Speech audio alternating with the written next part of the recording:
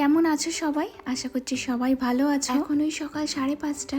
মেয়ে দুধ খেয়ে সবে ঘুমালো, একটু লম্বা ঘুম দেবে। আমি যাই বড় মেয়ের জন্য টিফিন তৈরি করি, ও স্কুলে যাবে। সবাই সবার মতন চলে গেছে, তখন আর ভিডিওটা করা হয়নি। একা হাতে সবকিছু সামলে উঠতে পারি না। সোনা এখনো ঘুমাচ্ছে, তাই ভাবলাম সব থেকে বড় কাজ যেটা পটির কাঁথা কাপড় ধোয়া, সেগুলো আগে করে নিই। মাত্র 1 মাস হলো আমার সিজার হয়েছে, আর 1 সপ্তাহ থেকে আমি সংসারের সমস্ত কাজ করছি। এখন আর কিচ্ছু ভালো লাগে না।